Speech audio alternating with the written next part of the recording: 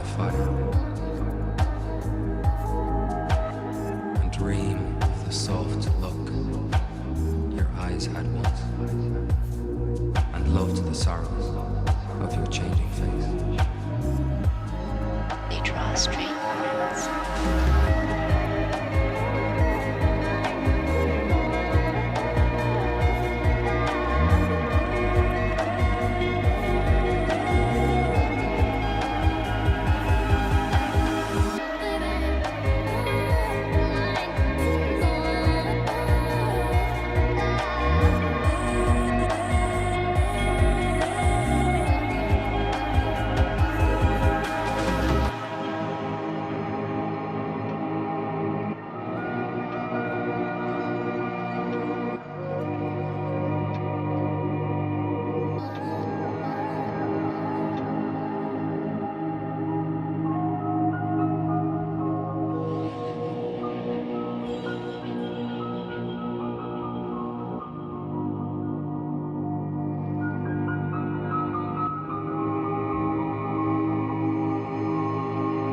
When you're old and grey and full of sleep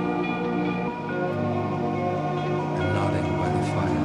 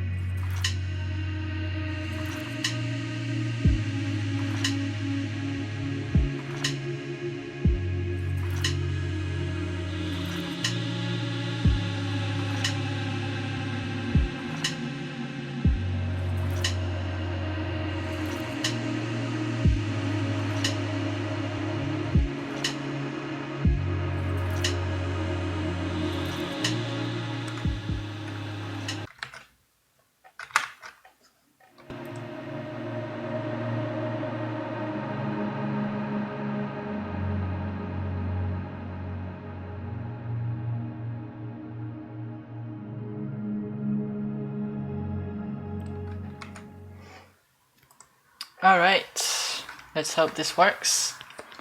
Welcome everyone to my first live stream. I will present you, I will show you, this live stream is going to mainly be focused on Python, as the title suggests. Most of my live stream will be in Python. I intend this to be my kind of shtick. Yeah, so right now, as the title might suggest, I am gonna talk about Python and talk about Bottle, which is maybe the most simple of all, web frameworks for Python. There's definitely a lot of them you might know Flask or Django. You might have heard of them, but in Python, Bottle is maybe the smallest one and simplest one to work with. And this is what we're going to work on. And we're going to work on a little project where I'm going to parse Markdown files that's put in a folder, and then present that as a RESTful endpoint for whatever front end client that we might do. I might do the front end on Livestream as well, but JavaScript not being the main focus, maybe I'll not do that, and I'll just post some example on GitHub. By the way, all the code for all the live stream will be available on a repository that I'll create at the end of this live stream. So if you want to just grab the code after the live stream, they'll be available. They'll be available definitely on my GitHub page. So first of all, before getting started with the actual code, maybe what I want to do is first, very professionally, change the size of the font. There we go.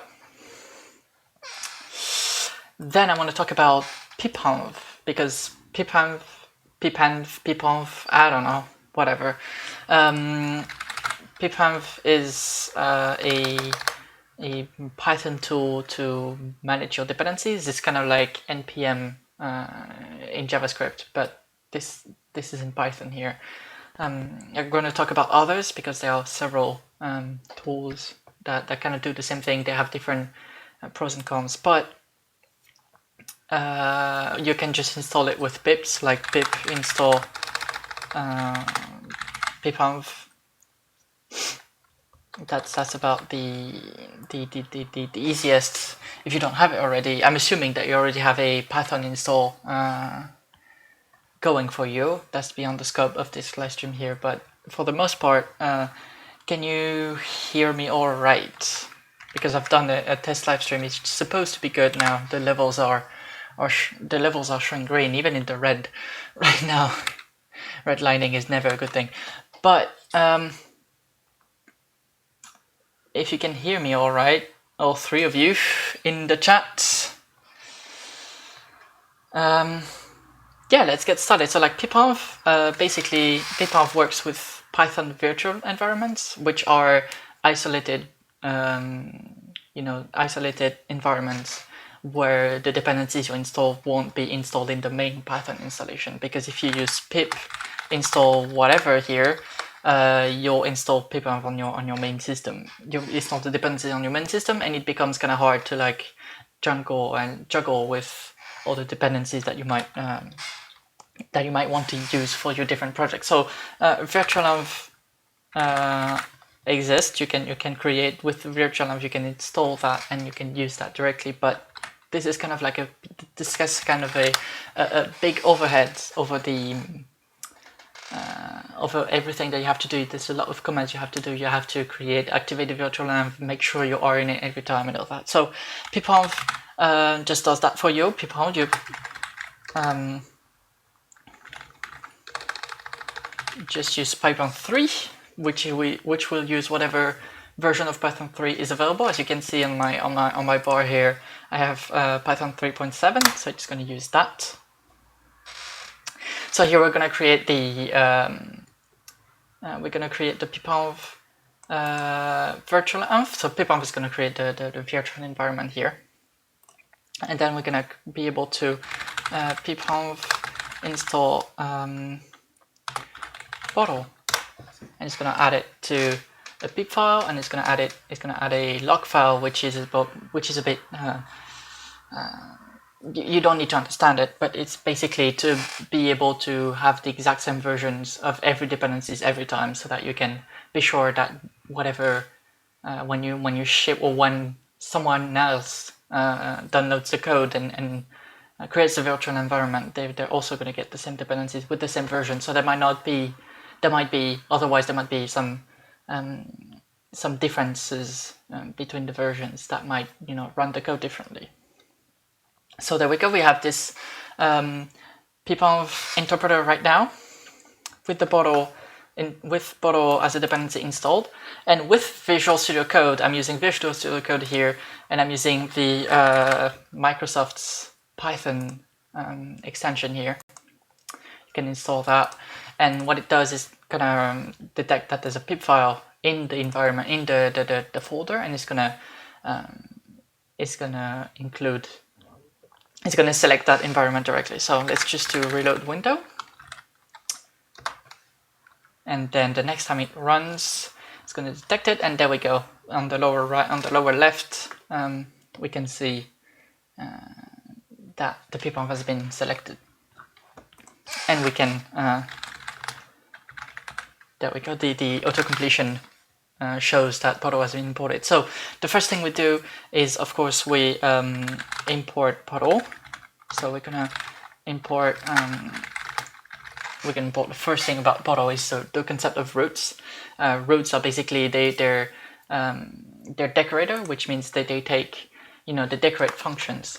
That's not what I wanted to do. Root, and so you can do roots like this.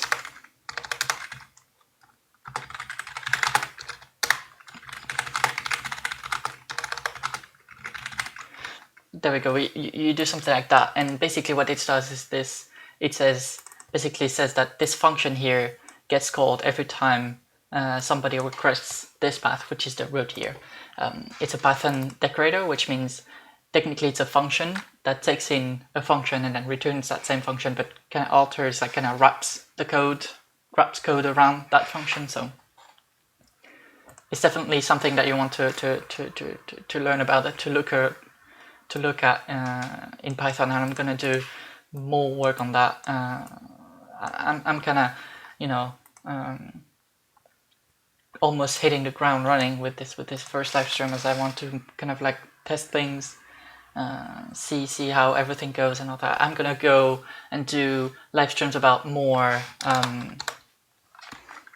more of the basics later on. By the way, if you have anything you want me to talk about Python, you can always suggest me any ideas that you want to. So the second thing is that we have to run the server. So basically we do run, and then there's a host, which will be localhost, and then there's a port, which will be 300. That's an integer that it expects. And basically here, once you're there, let me reload, there we go, the terminal. And the terminal, when you select a virtual environment, the terminal automatically enters that virtual environment for yourself, so every dependency will be loaded, and you won't have problems with that. So now we do Python main, and we do that, and there we go, listening to HTTP localhost 3000. And now if we go there, I've already gone there, already prepared my browser, because and we can see that here we get hello world. So very standard way of doing things. Every single framework in existence in whatever language you use are going to have that. And the second feature maybe you might want to use is basically the name. And so here you give a parameter to the root, and it's going to get into that parameter in the function. Now you can use whatever name you can use n if you want to. You don't have to use the same name, because it's the number, it's the position of the parameter in the root that is going to map to the position of the parameter, so that the first root parameter will be connected to the first function parameter. So it's still good practice to name the parameters with the same name. And now we basically have, this is a string, we basically have free reign over what we do, and we can just let me do f string because that's more Pythonic. There And now whatever this will be, we'll get a code here. So basically, if you do, now of course I need to reload the server. There's a way to do that automatically. There we go. So now you can use. There we go. You can use whatever URL you want. So we're gonna build on top of that because this is basically the main feature. As we want to do a REST API, the REST API is the way they work is that you have an endpoint. We have a particular route for a particular resource. What they call resource is anything you want really. It can be like a user details, it can be a blog post, or it can be anything you want, but it's an endpoint to one particular object, if you will. And then you use the concept of HTTP verbs, which are descriptive verbs that the browser sends to the server about that it sends to the server to say, I want to get this, or I want to put this here, I want to delete this object or whatever. So basically what we want to do here is we want to have a way to return a blog post given the slug. A slug is a URL friendly title that you give to your blog posts, so that users can manually enter the URL. So we'll just rename the root parameter here. And yeah, so now we can just return the slug, whatever. And now we're gonna create a new file. This is where we're gonna get the logic. This is where we're gonna search for the file that we get. So before we do, I want to show you the file, the blog posts. What is a blog post in this sense? And in this sense, it's just a regular Markdown file. If you've been using Markdown for documentation or for your blog, you may already know what it is. It uses what's called front matter. Front matter is this thing here. It's basically a bit of code similar to JSON. In fact, it's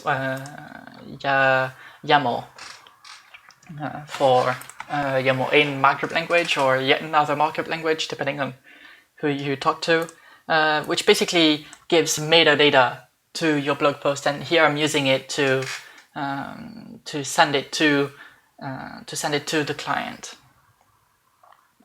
So this is here. So we're gonna have a title, date, author, pretty standard stuff, and below some text posts, which I just copied the Wikipedia article for Markdown here, and just so that we can see it.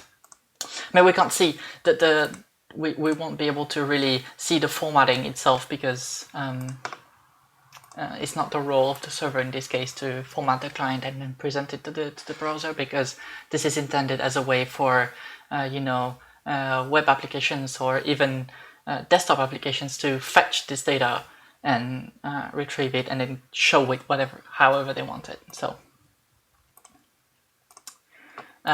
So what we want to do here is we want to find a way to get the particular file depending on whichever URL the user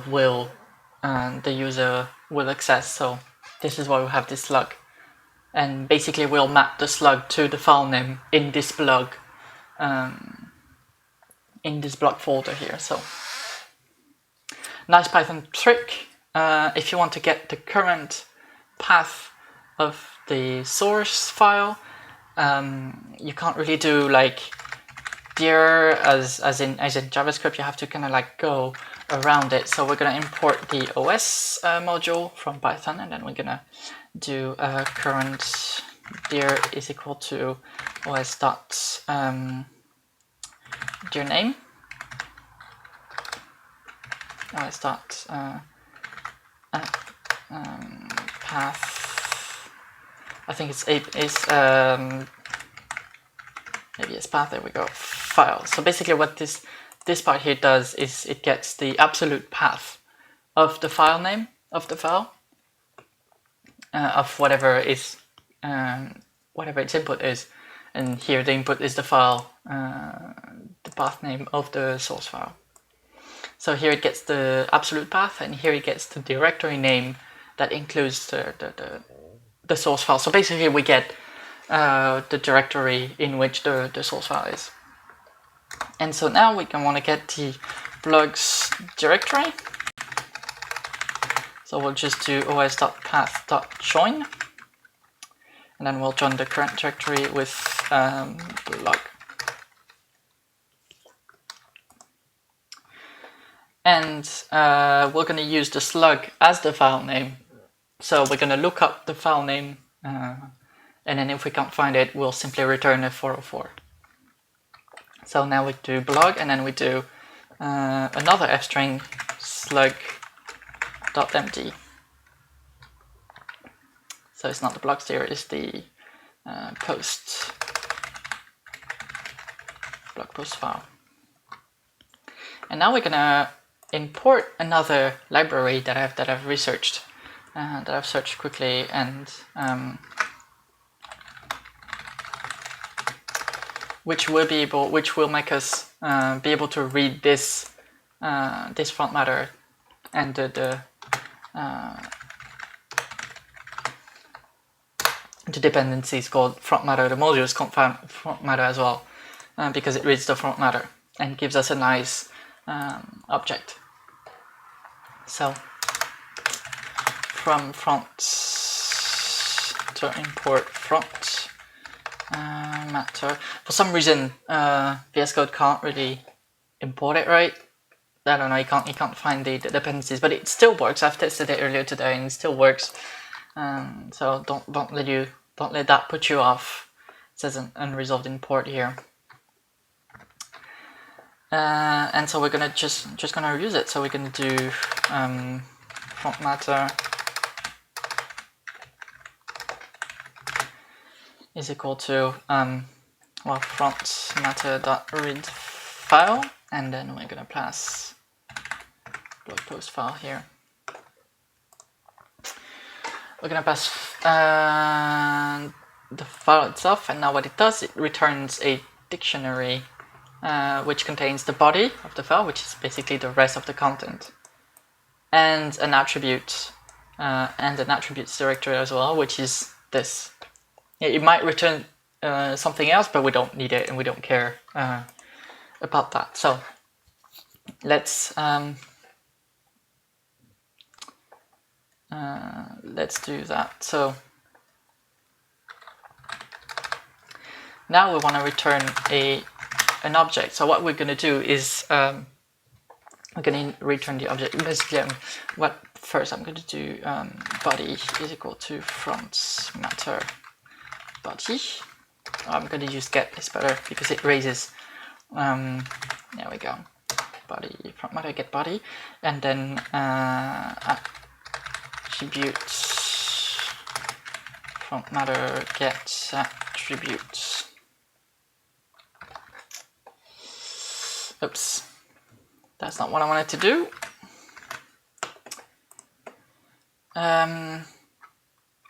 Yeah, and then so what we're going to do is that we're going to do data equals attributes.copy. We're going to nope.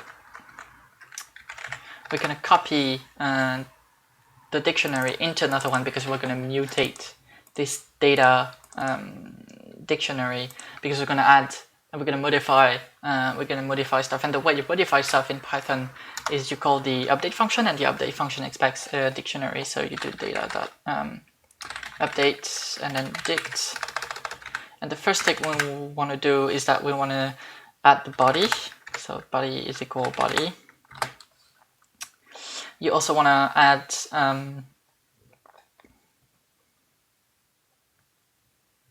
what do you want to add?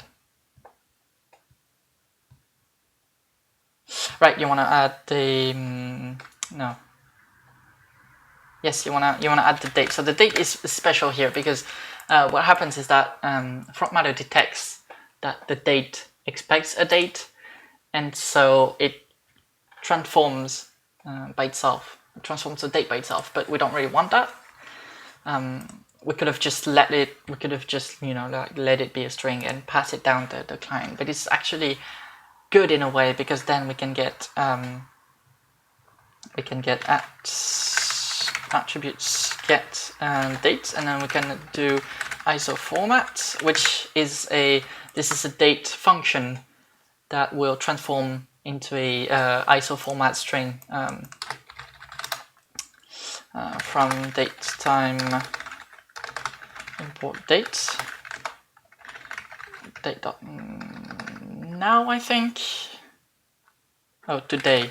It's not now, it's today, and then ISO format, and you might recognize it's the exact same format in the end, but instead of a workaround for the niceties that the front matter library does for us. I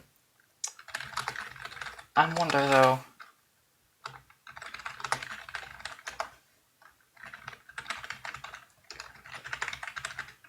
does it have something like that? Yeah, there we go.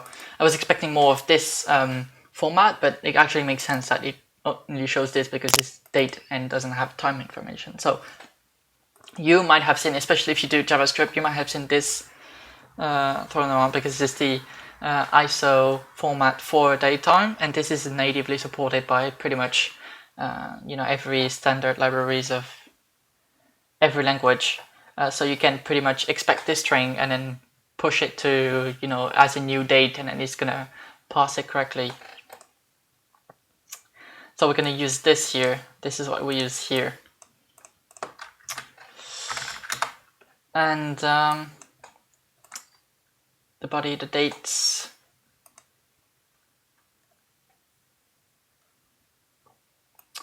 Let me change that. Now that I think of it, there we go. And yeah, so basically this we're not gonna be able to use it now, but we're gonna use it later. And the last thing that we do is that we return data. With bottle, if you return a dictionary from a function that's called by root, it's gonna convert that into JSON. It's gonna add the application/JSON MIME type, and it's gonna send that as JSON, which is pretty nice. You don't have to have a lot of boilerplate. This is done for you. Next, I'm going to do reloader. Here, I'm going to add reloader true. When you're developing, it watches the files that you update, and then when you do, it reloads the server automatically, which is pretty nice. So let's restart the server. There we go. And now if we go here, why did it call? Right, because it doesn't have. So if we go to the root, it doesn't have any root because this is a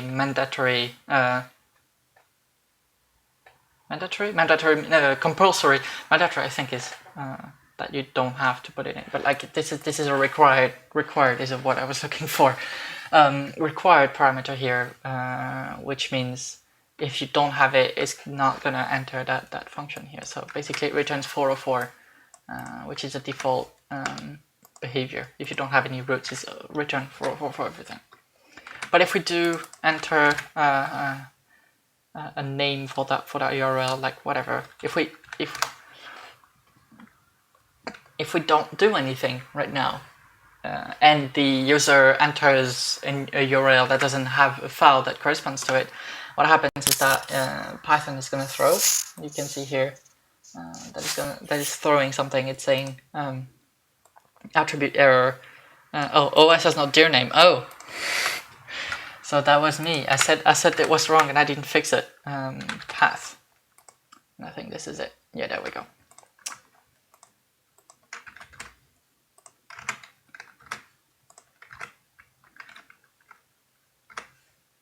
And there we go. So it says file not found error, no such file directory, and then it prints imprints the path that we try to access. And this is thrown by front matter, which means here. It's thrown here. And so we can do this two ways. We can either do a try catch, and in Python is try except. And if we can now catch the exception, we can catch the exception file not found error, and then send a 404, and then we can send a 500 on any other case. Or we can check that the file exists, and if it doesn't, we can manually do that. I prefer the method using conditionals instead of try catching. I don't know, I feel kind of like uneasy with exceptions as a whole, so let's do that. Let's do if os.path.exists, and then we do blog post file,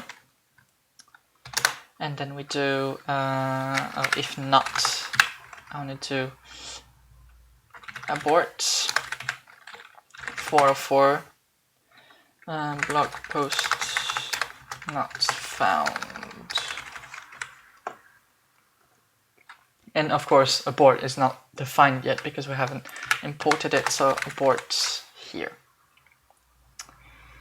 And we want to return because then we don't have to do all these things. So if it doesn't, if the path doesn't exist, then we can abort early. Let's test that. See. There we go. The connection was reset. There we go. 404 not found. I can go wherever. It's always going to say. Will it work? Yeah. Even with spaces, because Chrome automatically encodes the spaces. Yeah. So the next thing. So now, of course, if we do enter the right URL and the file exists, this is what we get.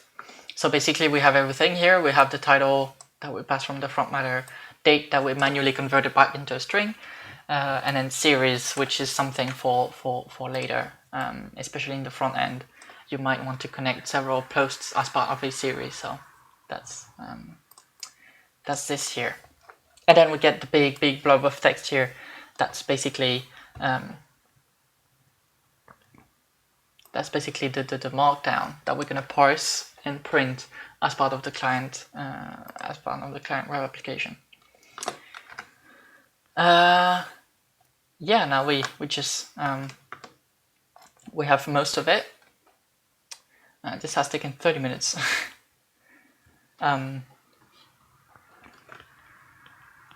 We have basically we have a basic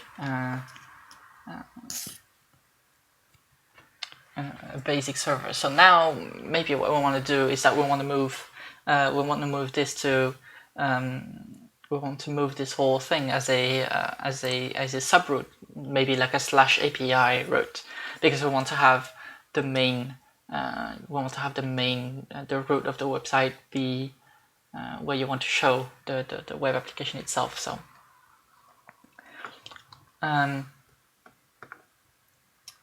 what we can do here is we can do create app, I believe.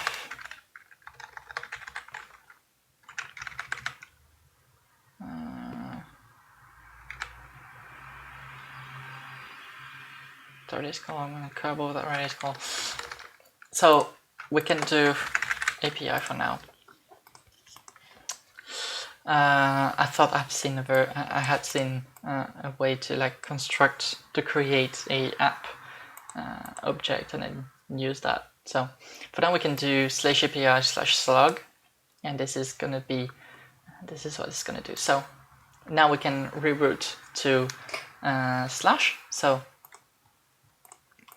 we can have this in this. I'm going to rename this file as API, and then I'm going to make the new main.py from bottle import run. We're going to import API, and then we're going to pass that in.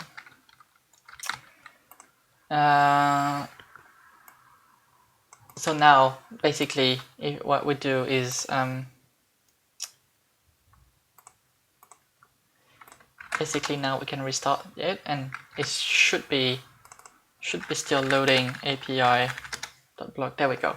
So we've split the API into its own file, and basically when you do import, Python reads the whole file. So then Boto discovers this root.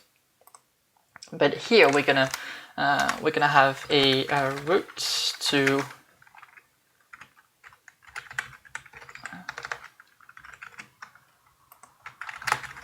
there we go.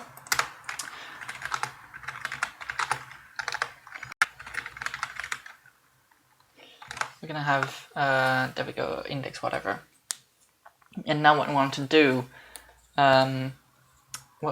is we want to return the index file for every root.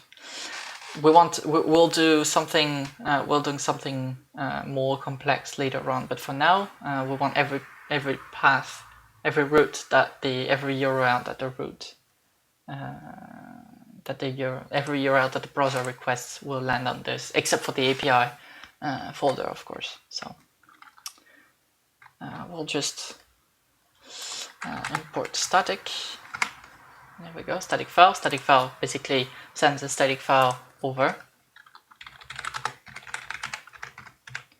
Static file. File name is index.html. Root is in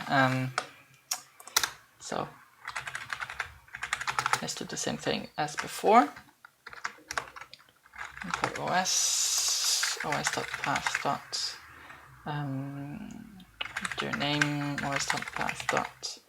Maybe as path file, and then static here is os.path.join current dir static root static dir. Let's create that static dir static index.html.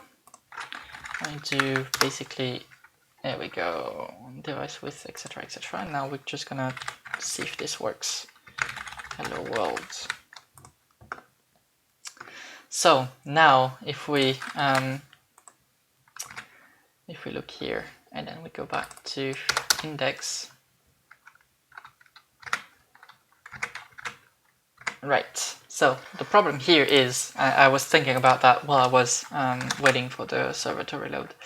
The thing is that since this is required, if we don't add this on top of that, it doesn't add the root for the root of the URL. So let's wait for it to reload, and then we have a 500 required, one missing. Because then it's none. By default it's going to be none. So now we should be able to, there we go. So now we have hello world. We can have the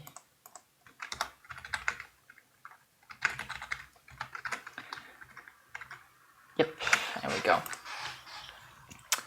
So and if we,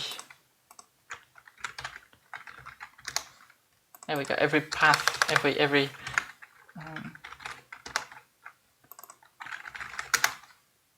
yeah, every route that we take, as long as it's not API, does it work without the, oh, all right. So that's, we might want to handle a special case where API doesn't have the trailing slash at the end. But now the next thing is to prioritize other static, and this is why can I go off script here, because this is no, that's not what I wanted to do. Python bottle. No.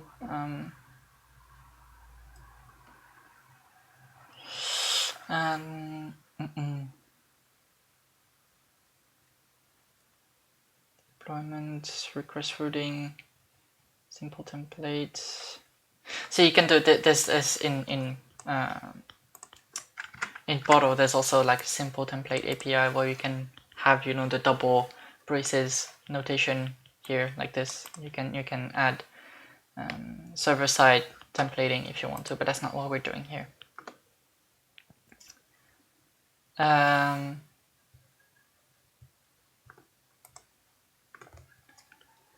can't I get to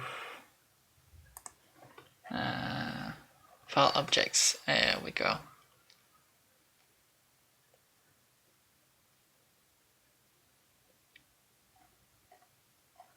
There we go, static file. Automatic places the MIME type at the last modified or restrict path to root directory for security reasons and generates appropriate error responses. So there we go, that's what we're using here. And what I wanted to see is what the value of static file was.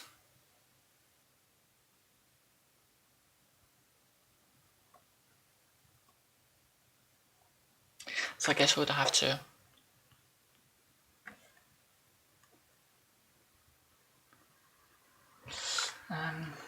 well, let's you know what we can do.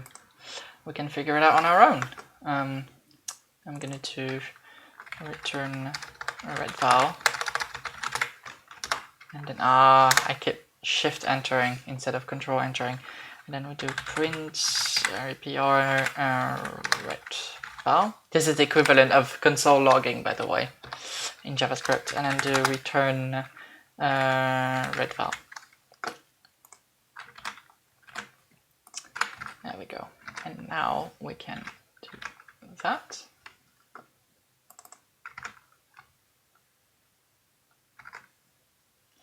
And see what it returns. Does it even return anything? Or is it because it's cached? Ah, see, okay.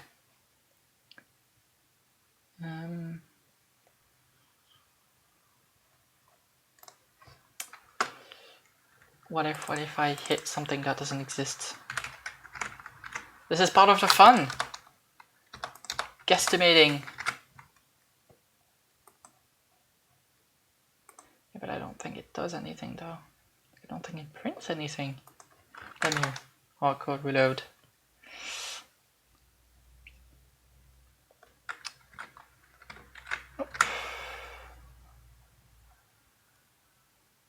This is definitely something here. Let's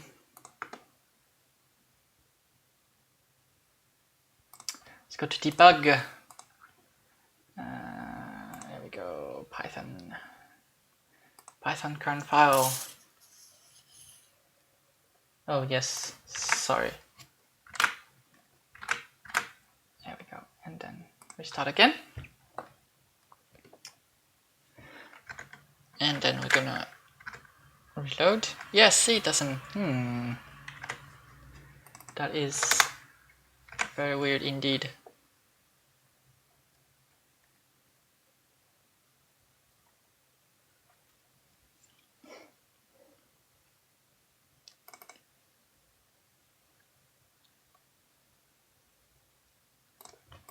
Doesn't seem to be.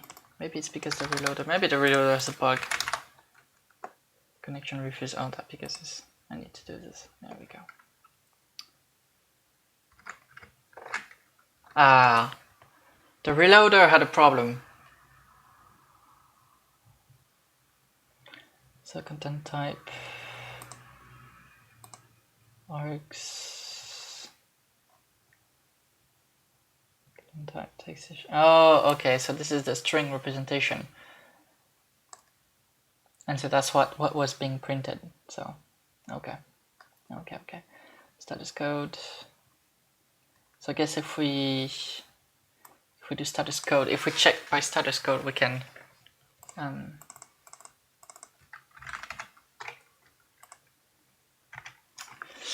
check if the file exists or not. Let's check with that. Here, redval is okay, and this is a status code of 200. Yes, okay. So if we have any problem with serving, so I guess we'll just rename this. I can't rename it static file because that's the name of the function here. So what we do is we're gonna check if the file, if not file dot, oh I guess we can do file dot status code is not equal to 200. We're gonna do file equals static file index.html. is in static tier. That's about it. Now instead of using a literal string, I'm going to use whatever here. And instead of doing this, I'll just do index.html by default. Okay, so let's redo that. So I guess that the reloader is bugged. And now if whatever URL works. But now if I add a static here and I'll just do, I don't know,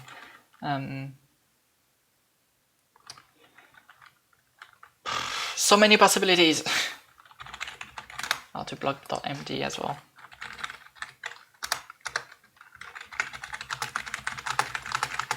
From the static files. There we go. And then what did we name it? We named it blog.md. So now if we do blog.md, we get this. And if we do anything other, that doesn't work. And if we do the root, we also get this. So now we have a pretty in this amount of code, we pretty much have a server that will redirect whatever URL doesn't have static files available to the index, which is pretty common with single page applications.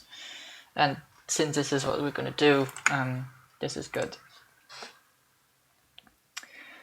So now for the second part of this live stream, I'm going to dip into a bit of front end with some front end development here, and I'm going to use Vue. This is pretty much one of my favorite ways to do front end JS.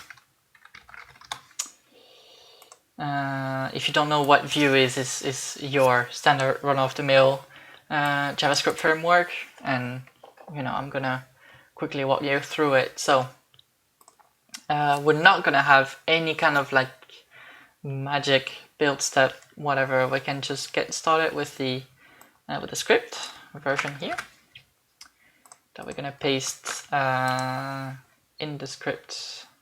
I guess I'm gonna have it here. There we go, and then we're going to do script src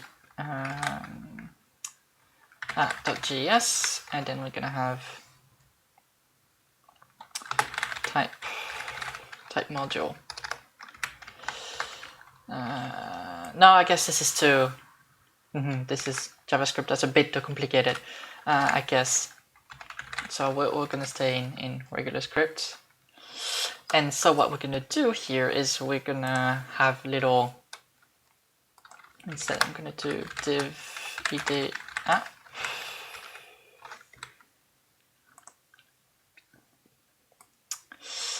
And actually let's rename it to template ID app. And header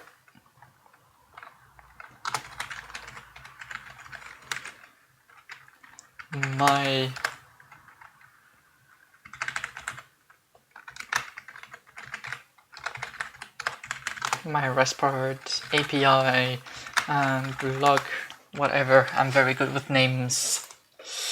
Okay, and so we do main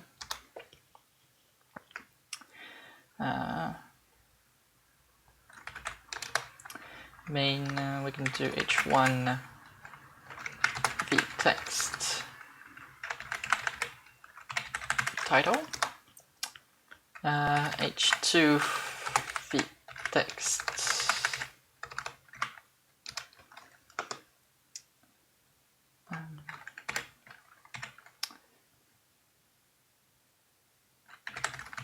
author. I'll do div class title box.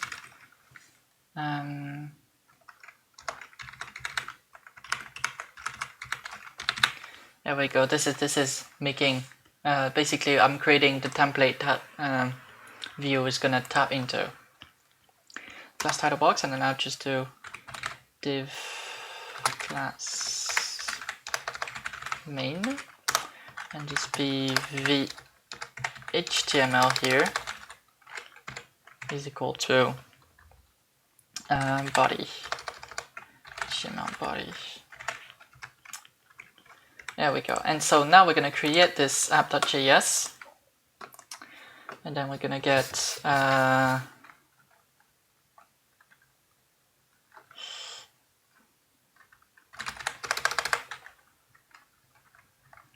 basically we're going to create a function that calls itself to make sure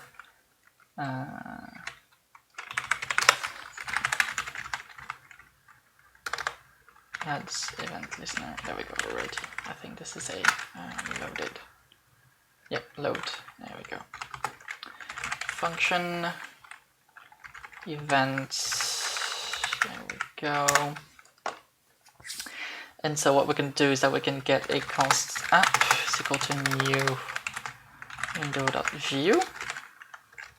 Guess we can do new view and then nope. No, this goes inside the parentheses. Right. And template is, what did I call the template? Template is app. Oh, but that will cause problems. So template. So app template, and then I do the. There we go. So this is the template that. This is the template that Vue.js will use, and this is where it's gonna render everything basically. Template, right? This is where I called it.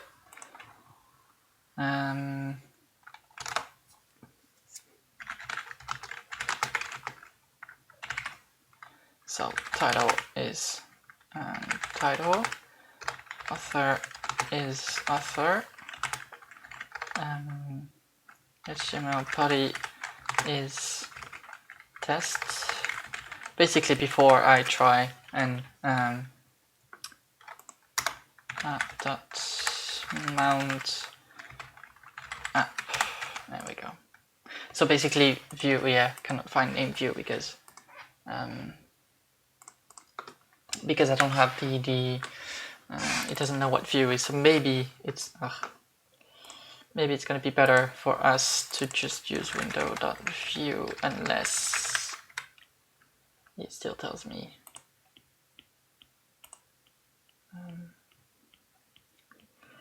View, it's double checking. Yeah, because this is VS Code warning me that I might not have Vue, but Vue is loaded in the Vue is loaded as part of the the script here, so that's okay. Mount it, and well, let's see. Title, author, and HTML body. That's what I have. Well, let's try it. Let's see if it works. And it doesn't. With no errors. You're running Vue dev, so Vue has been loaded. Template.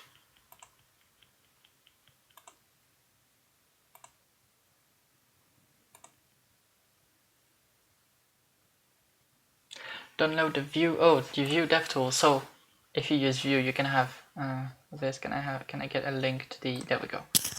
Chrome extensions. Clink. Alright, and now I can reload this and it still doesn't work. Vue.js not detected. But it still detected that I have the documentation, so I guess it's not so bad.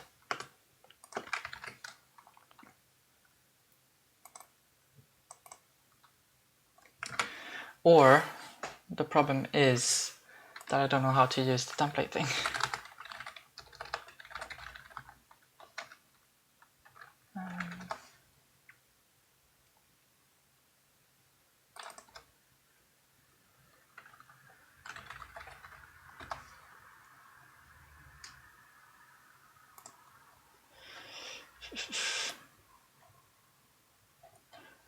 better change that to English.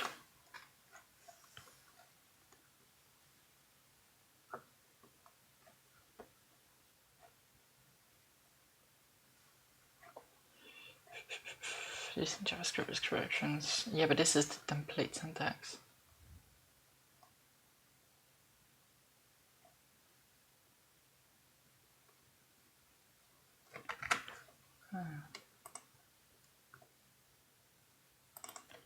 Maybe it's L. Maybe it's L.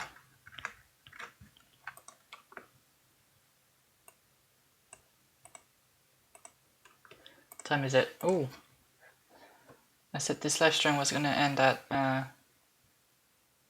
Well, hold on. Oh no, I'm stupid. No. I can't read time. I cannot read time.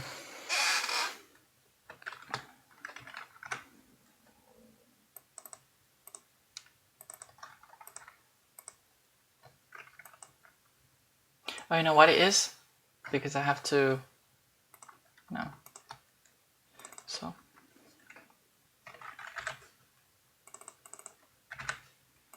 Div. So this is out of my area of expertise here. Might have wanted to go, like, I don't know. Might have wanted to sing the song of the diss dot, for example. Templates, let's try with this.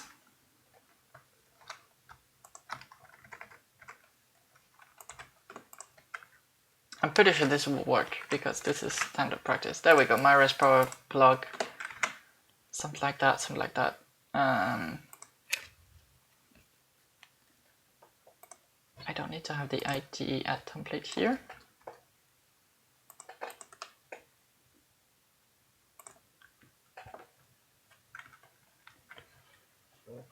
vtext, data is here.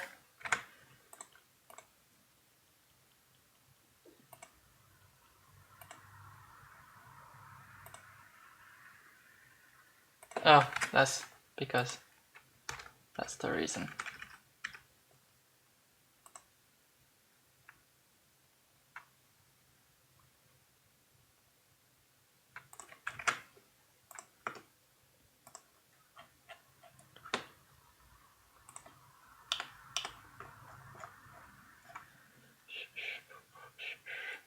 See, this is why I wanted to use modules. It's because you can use the ES6 import, and it would have been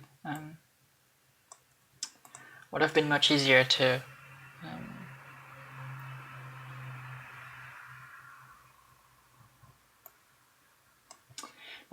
like to manage dependencies, and I wanted to use those kind of thing.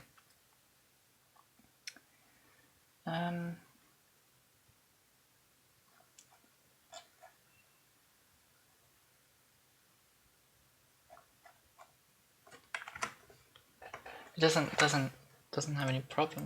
Maybe it's the, does it call?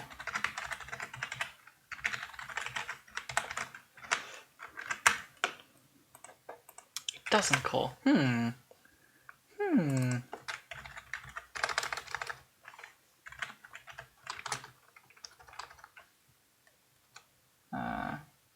Well, I thought I was doing good by doing this, but I guess I can.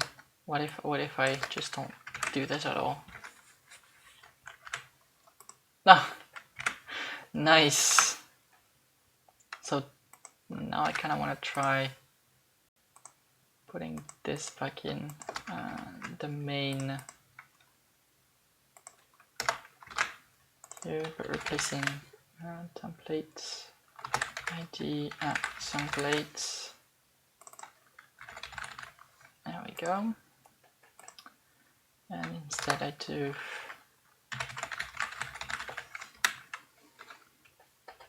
alright, let's try that again. And this doesn't exactly one root element, so template removes itself.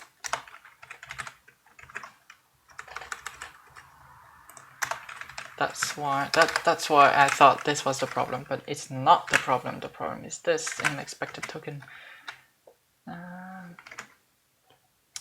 App.js.1.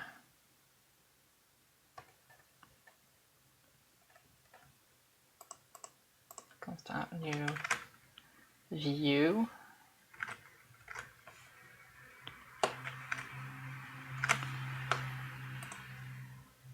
Ah. Well, this is a problem.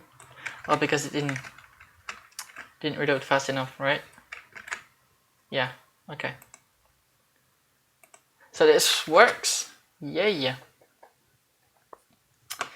So now on to actually getting the contents from the server itself through that API route that we defined earlier. So in Vue, there's a created function that you can create. And this is going to get called as soon as the Vue component Vue component, as soon as the component has finished loading, it's gonna has finished like creating itself. It's gonna call that. So when it's ready to accept any kind of input, we're gonna do that. So we're gonna use the fetch API, which I can redirect you to to videos that the coding train have made. The coding train on that subject. I don't know if at the time of live stream or time of recording the videos have been made yet, but he's definitely making some, and I'm pretty sure they're going to be much better than mine. And this is JavaScript anyways. So let's do the fetch API. So fetch API. So let's do API blog.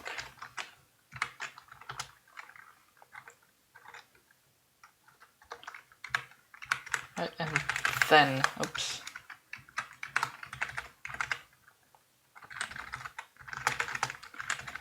Response dot, we want it as JSON. Is this that is a promise, but the promise kind of like, the promises like nested promises resolve themselves, like you only have to worry about the first one and not the nested ones, so that's pretty cool. And then we have data, and then with this data, what we're going to do is that we're going to say this title is equal to data.title.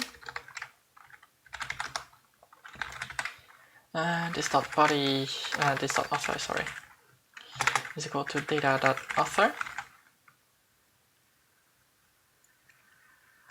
And then this dot HTML body is equal to data.body, and then we're going to do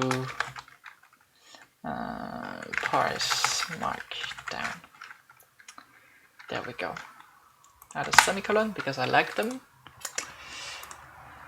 And let's reload. There we go. So, oh, I still have my I mean, it's my public address, email address. You wouldn't have any problem finding it if you wanted to. So yeah, so now you have a blog post, which is the title of the blog post in here. We can change that to see this is the actual value being used. And if we reload, enough time for it to reload. There we go. So we have everything that's happened in the client. The client has loaded, the root has been sent and loaded by the browser.